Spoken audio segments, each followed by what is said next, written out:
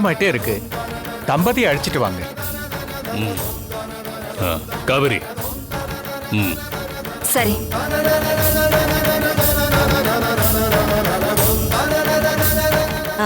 வீணா, நீ போய் அசோக்க கூட்டிட்டு வந்துரு. சரிம்மா. சரி வாங்க, நீ போலாம்.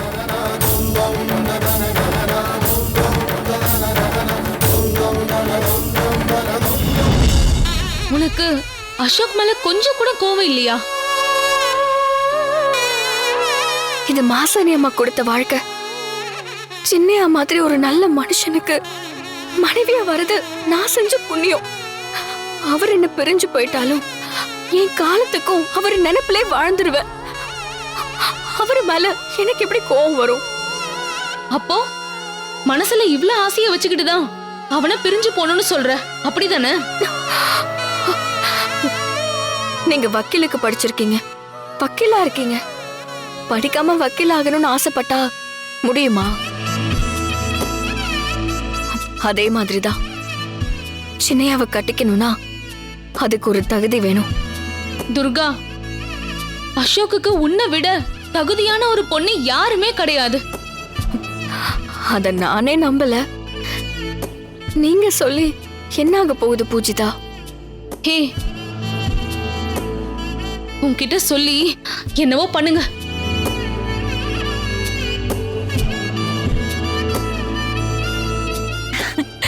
துர்கா, இந்த புடவையில நீ பாக்க எப்படி இருக்க தெரியுமா? தங்கச்சல மாதிரி இருக்க.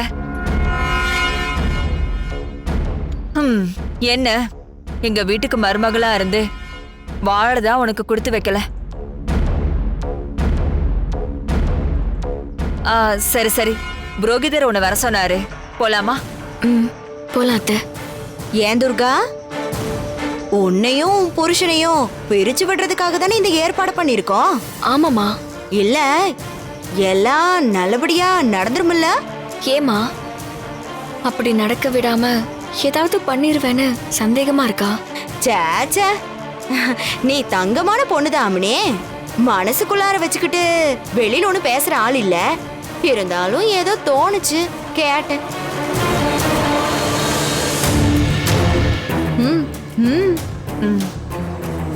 துர்கா, போலாமாமா?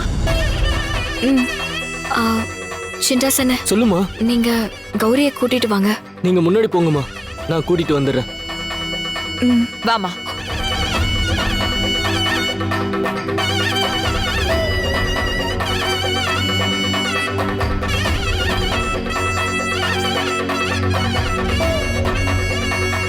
என்னங்க, அசோக் தம்பிய அவங்க கூட்டிட்டு வர சொன்னாங்க.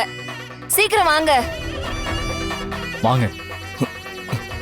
டேய் அசோக்,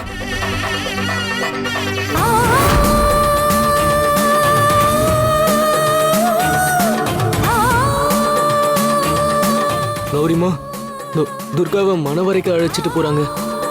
துர்கா உங்களையும் கூட்டிட்டு வர சொல்லுச்சு. வாங்கம்மா போலாம். ரெண்டு பேரையும் பிரிச்சு விடுறத பாக்க வந்தமா? நான் வரல, நீங்க போங்க.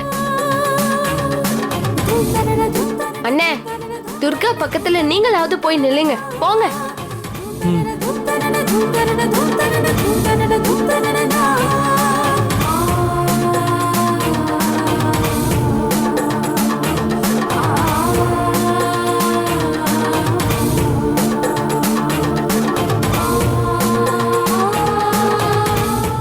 மாசாணி தாயே, நான் உனக்கு காப்பு கட்டியிருக்கேன். அது மீறி நீ வரக்கூடாது. இன்னைக்கு எங்க பிரிவு நடந்தே தீரணும்.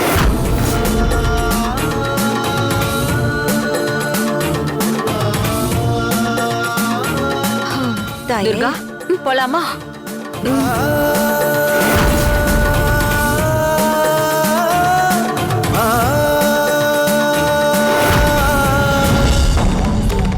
வணக்கம் சார்.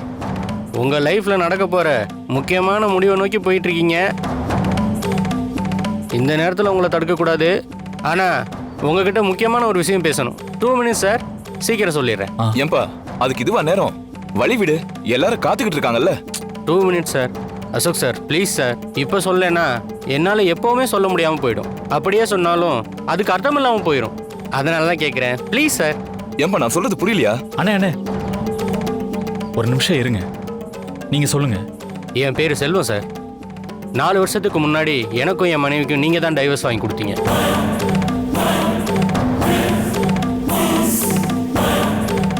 ஆமாமா, உங்க வைஃப் பேர் கூட புவனா இல்ல? பரவாயில்ல சார், கரெக்டா ஞாபகம் வச்சிருக்கீங்களே. ஒரு வேளையா பார் கவுன்சில் போயிருந்தேன். அங்க அனுராதா மேடம் இந்த ஃபங்க்ஷனை பத்தி லாயர்ஸ் கூட பேசிட்டு இருந்தாங்க. அதை கேட்டு எனக்கு ரொம்ப இன்ட்ரெஸ்ட் ஆயிடுச்சு. அதான் நேரடியாக உங்களை பார்த்துட்டு போகலான்னு வந்தேன். நான் கூட நீங்களாம் கல்யாணம் பண்ணி சந்தோஷமா இருந்துருவீங்களோன்னு நினைச்சேன் சார். அது எப்படி சார் முடியும்? கர்மாசிய பூமராங்க சார். விட்டெறிஞ்ச பூமராங்கு திரும்ப வந்து நம்மளே அட்டாக் பண்ணுமே. நம்ம என்ன விதைக்கிறோமோ அதான முளைக்கும். இன்னைக்கு உங்க லைஃப்லயும் அதான நடக்குது. யோ, என்னையா பேசிட்டு இருக்க நீ? டைவர்ஸ் வாங்கி கொடுக்கறது அசோக்கோட தொழில். டைவர்ஸ் வாங்கி கொடுங்கன்னு நீங்க தானே கேட்டு வந்திருப்பீங்க. அண்ணே அண்ணே, நீ ஏன் டென்ஷன் ஆகுற? அவரை சொல்ல விடு, அவர் சொல்லட்டும். இப்ப என்ன சொல்ல வரீங்க? என் ஒய்ஃப் டைவர்ஸ் கேட்டு வந்தப்ப அவ கூட நானும் வந்திருந்தேன்.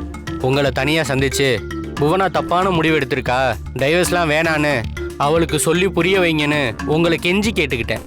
ஆனா என் ஒய்ஃப் பிடிவாதமா இருந்தனால டைவர்ஸ் வாங்கி கொடுத்துட்டீங்க. அவளை பிரிஞ்சதுக்கு அப்புறம் என் லைஃப் எப்படி எப்படியோ போயிடுச்சு. 4 வருஷத்துக்கு அப்புறமும் தூங்கி எந்திரிச்சா கண்ணு அவ்வளோதான் தேடுது. ஏன்னா நான் அவளை அவ்வளோ லவ் பண்ணவேன். அவளும் தான். கல்யாணமாகி நாங்கள் வாழ்ந்த 2 வருஷம் என் லைஃப்ல மறக்கவே முடியாது. ஆனா இன்னைக்கு அவ இல்லாத ஒவ்வொரு நாளும் ரணவேதனையா இருக்கு. என் வேலையில நான் பெருசா அச்சீவ் பண்ணிட்டேன், நிறைய சம்பாதிக்கிறேன். ஆனா இதெல்லாம் ஷேர் பண்ணிக்க என் கூட அவ இல்லை. கணவனுக்கு மனைவிங்கிறவ சரி பாதின்னு சொல்லுவாங்க. ஒரு பாதி இல்லாம லைஃப் முழுமை அடையலை சார். வீட்டுக்கு வந்தா தனிமை, வெளியில போனாலும் தனிமை, ஒரு ஃபங்க்ஷனுக்கு போனாலும் தனிமை. ஃபங்க்ஷனுக்கு குடும்பத்தோட எல்லாரும் வந்திருப்பாங்க, நான் மட்டும் தனிமையா இருப்பேன். ரிலேட்டிவ் வந்தா சும்மா ஃபார்மாலிட்டிஸுக்கு வந்து பேசிட்டு போவாங்க. கூட்டத்துக்கு நடுவில் தான் நான் இருப்பேன். ஆனாலும் நான் தனிமையாக தான் ஃபீல் பண்ணுவேன். எனக்கு அவ்வளோ வேதனையாக இருக்கும். என் ஒருத்தனுக்காக என்ன சமைக்கிறது, என்ன சாப்பிட்றது? அதுக்காக 3 வேளையும் வெளியில் ஆர்டர் பண்ணியா சாப்பிட முடியும்? என்கிட்ட எல்லாமும் இருக்கு. ஆனால் மனைவின்னு ஒருத்தி இல்லாதனால எதுவுமே இல்லைன்னு தோணுது. அவளை மறக்க முடியாமல் இன்னொரு கல்யாணமும் பண்ணிக்க முடியல. அதே மாதிரி என் ஒய்ஃபு இன்னொரு கல்யாணம் பண்ணிக்கல. அப்புறம் தான் தெரிஞ்சது அவளும் அங்கே சந்தோஷமா இல்லை. டைவர்ஸ் கேட்டு வந்தப்ப அவளுக்கு புரிஞ்சுக்கிற அளவுக்கு வயசும் இல்லை, பக்குவமும் இல்லை. நான் சொன்ன எதையுமே கேட்குற மனநிலையிலையும் அவள் இல்லை. ஆனால் இன்னைக்கு நாங்கள் திரும்பி சேர முடியுமா? டைவர்ஸை வாங்கி கொடுக்கறத ப்ரொஃபஷனலாக நினச்சி எங்களை நீங்கள் பிரித்து விட்டீங்கல்ல, அதோட பாதிப்பை நாங்கள் மட்டும் அனுபவிக்கல, நீங்களும் அனுபவிக்கத்தான் போறீங்க. அதனால தான் கர்மா இஸ் ஏ பூமராங்னு நான் சொன்னேன். ஸோ நீங்கள் உங்கள் ஒய்ஃபை பிரிய போகிறீங்க. இப்போ உங்களுக்கு பெரிய ரிலீஃப் ஆன மாதிரி இருக்குமே. ஆனால் பாருங்க, இனி வரப்போகிற ஒவ்வொரு நாளும் தனிமையிலையும் நரகத்திலையும் வாழ போகிறீங்க. ப்ரொஃபஷனல் சொல்லிட்டு எத்தனை கப்புள்ஸை பிரித்து விட்ருப்பீங்க. அதுக்கான பலனை அனுபவிக்க வேணாமா? அனுபவிக்க தான் போறீங்க, போங்க. யோ,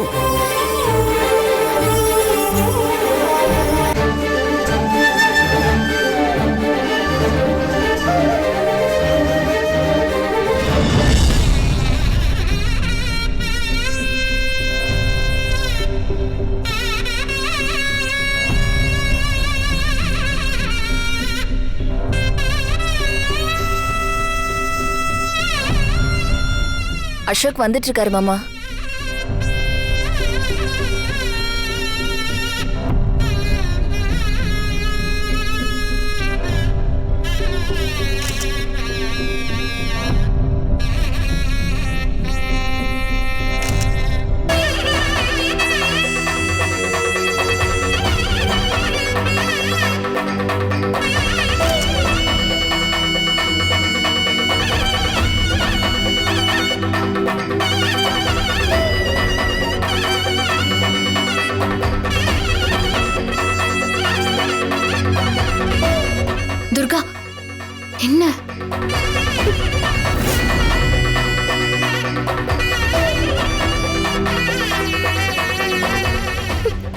ஏய் ஐயா. எந்திரிமா எந்திரி.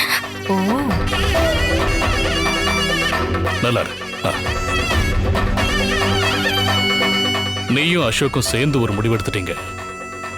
இதுல என்னால தலையிட முடியல. நீ என்னைக்கு நல்லா இருக்கணும், நல்லா இருக்கணுமா? உட்காரு துர்கா. துர்கா,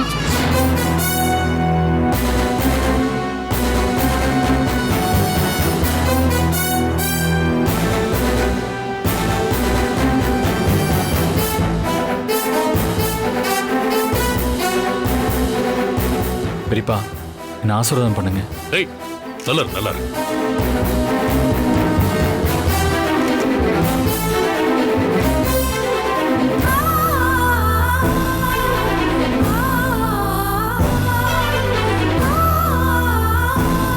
அசோக்,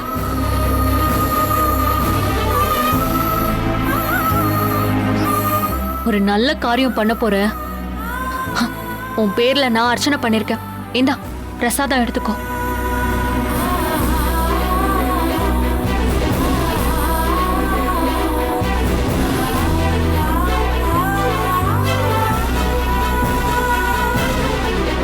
அசோக், நான் கடைசியா ஒரே ஒரு விஷயம் சொல்லிடுறேன்.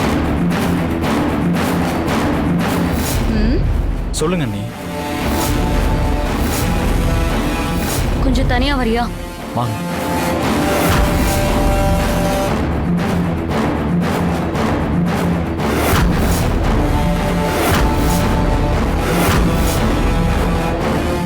என்னாச்சு?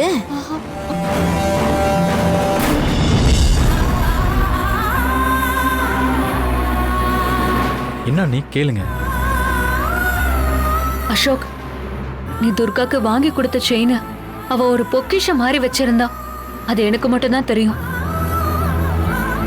தான் மதிக்கிற ஒரு பொருளை அடமானம் வைக்கிறது பாவம்னு நினைக்கிறவ துர்கா. புருஷன் ஆசையா வாங்கி கொடுத்தது அடமானம் வைப்பாலாம்.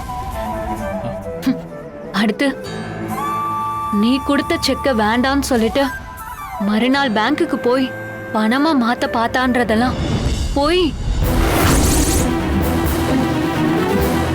பேங்க்ல செக் கொடுத்தா பணம் வாங்கிக்கலாங்கிறது கூட அவளுக்கு தெரியாது. அதெல்லாம் கத்துக்கணும்னா கூட அவளுக்கு பல வருஷம் ஆகும் அசோக். இது எல்லாமே கோகிலா அம்மாவோட வேலை. ஃபங்க்ஷன்ல நடந்த அத்தனை கொளறுபடிக்கும் காரணம் துர்கா கிடையாது. ஏற்கனவே நந்தினி மேடம் உன்கிட்ட சொல்லிருக்காங்க. துர்கா உன்னோட மனைவியா இருக்க கூடாதுன்னு யாரோ நினைக்கிறாங்க. அதை செயல்படுத்த வந்தவங்க தான் கோகிலா அம்மா. உனக்கு கல்யாணத்துல நம்பிக்கை இல்லாம இருக்கலாம். ஆனா துர்காவை உன்னோட மனைவியா கடவுள் கொண்டு வந்து சேர்த்துட்டாரு. யாரு கண்டா நாளைக்கே உனக்கு கல்யாணத்துல நம்பிக்கை வரலாம். ஆனா அப்போ துர்கா உன் பக்கத்துல இருக்க மாட்டா. துர்காவை விட ஒரு நல்ல பொண்ணு உனக்கு ஒய்ஃபா கிடைப்பாங்கன்னு சொல்ல முடியாது. ஏன்னா துர்கா என்னைக்குமே தன்னை பத்தி மட்டுமே யோசிக்கிறவ கிடையாது. சின்னையாக்கு என்ன பிடிக்கும், சின்னையா என்ன சாப்பிடுவாரு, அவர் உடம்புக்கு எது நல்லது, அவரு சந்தோஷமா இருக்கணும். இப்படி அவளை தவிர யாரால உன் மேல பிரியம் காட்ட முடியும் சொல்ல? இந்த விவாகரத்து முடிவு கூட அவ உனக்காக எடுத்ததுதான். ஆனா அவ காலம் முழுக்க உன்னையே நினைச்சிட்டு தான் வாழ போறா. அவளுக்கு மாப்பிள்ளை பாக்குறேன்னு நான் சொன்னது கூட உன்னை சீனி பார்க்கதான். ஆனா கௌரி அவளுக்கு மாப்பிள்ளை பார்க்க ஆரம்பிச்சிட்டான்னு கோகிலாமா சொன்னது எல்லாமே போய் கட்டு கதை.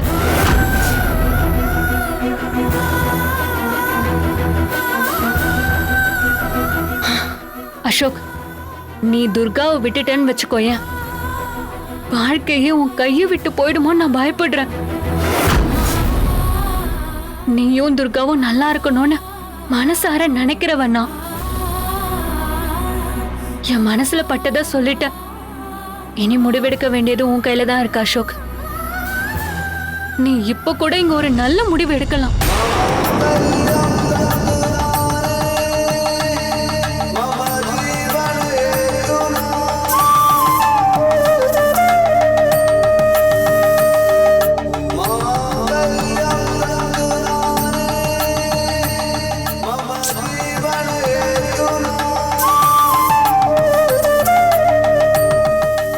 ஐயா மாப்பிள்ளைய கூப்பிடுங்க. தேவா பெரியப்பா போய் கூட்டிட்டு வா.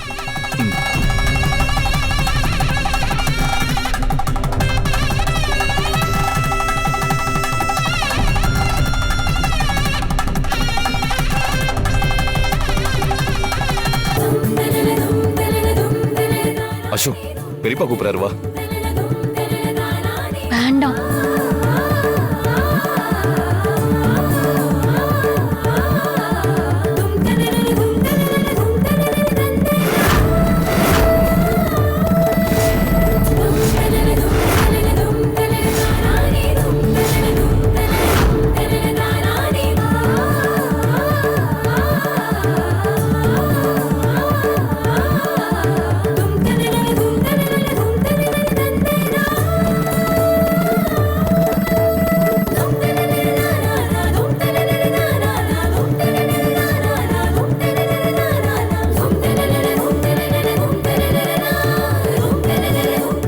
நீங்க 2 பேரும் எப்படி மணமேடையில உட்காருங்க.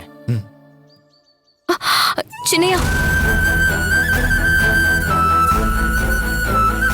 மேடையில உட்காரதுக்கு முன்னாடி எல்லார்கிட்டயும் நான் ஒரு விஷயம் சொல்லணும். அதை நான் இப்பவே சொல்லணும். சொல்லட்டுமா?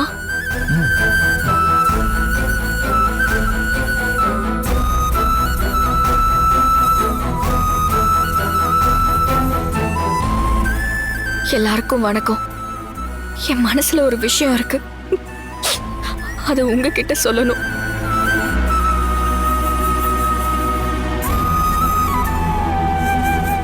சின்னையாவை பிரியணும்னு முடிவாயிருச்சு. அப்போ கோர்ட் மூலமா டைவர்ஸ் வாங்கியிருக்க வேண்டியது தானே? எதுக்கு கோவில்ல வச்சு பிரியணும்னு உங்க எல்லாருக்கும் தோணும். கோர்ட்டுக்கு போயிருந்தா எதுக்காக நாங்க பிரிஞ்சோன்னு யாருக்குமே தெரியாம போயிடும். காரணம் என்னன்னு இங்க இருக்கிற எல்லாருக்கும் தெரிஞ்சாதான் என் மேல எந்த கலங்கமும் இருக்காது.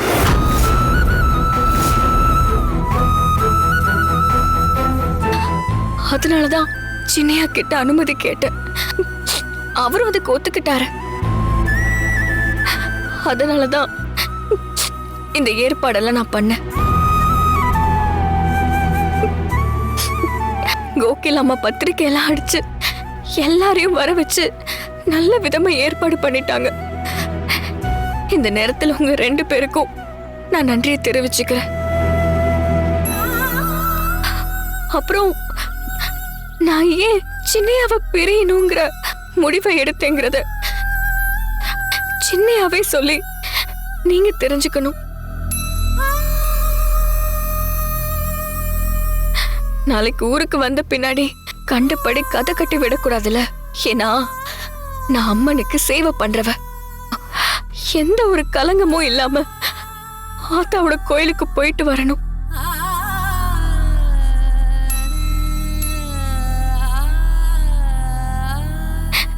சின்னையா, எதுக்காக நம்ம பிரிஞ்சு போறோம்னு நீங்களே சொல்லுங்க. டைவர்ஸ் வாங்கி கொடுக்கறத ப்ரொஃபஷனலா நினைச்சு எங்களை நீங்க பிரிச்சு விட்டீங்கல்ல, அதோட பாதிப்பை நாங்க மட்டும் அனுபவிக்கல, நீங்களும் அனுபவிக்கத்தான் போறீங்க.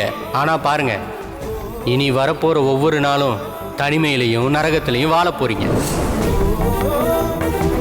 நீ துர்காவை விட்டுட்டேன்னு வச்சுக்கோயேன், வாழ்க்கையே உன் கையை விட்டு போயிடுமோன்னு நான் பயப்படுறேன். நீயும் துர்காவும் நல்லா இருக்கணும்னு மனசார நினைக்கிறவண்ணா. என் மனசுல பட்டதை நான் சொல்லிட்டேன். இனி முடிவெடுக்க வேண்டியது உன் கையில தான் இருக்கு அசோக்.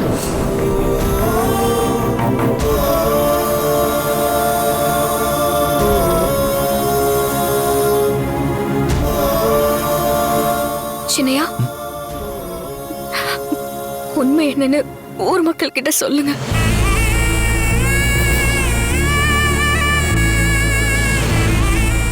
உங்க எல்லாருக்கும் ஒரு உண்மையை சொல்லணும்னா, எப்பவுமே எனக்கு இந்த கல்யாணத்து மேல ஒரு விருப்பமே இருந்தது கிடையாது. என்னோட பேரண்ட்ஸ் கேட்டதாலையும் பெரியப்பாவோட கட்டாயத்தினாலையும் தான் எங்க கல்யாணம் நடந்தது.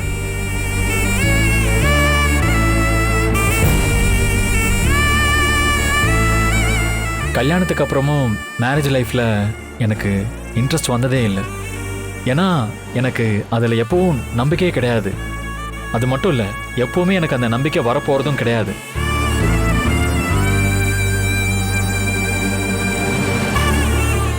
எனக்கு என்னைக்காவது ஒரு நாள் எனக்குள்ள ஒரு மாற்றம் வரும்னு சொல்ல முடியாது.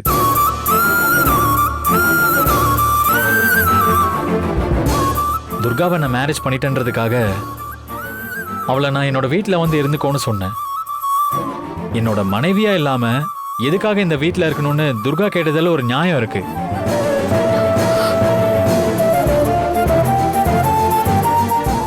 எனக்காக துர்கா அவளோட லைஃப்பை சாக்ரிஃபைஸ் பண்ணிக்கணும்னு எந்த அவசியமும் இல்லையே. அதனால எங்க 2 பேரோட நல்லதுக்காக நாங்க 2 பேரும் பேசி பிரிஞ்சிடலான்னு முடிவெடுத்தோம்.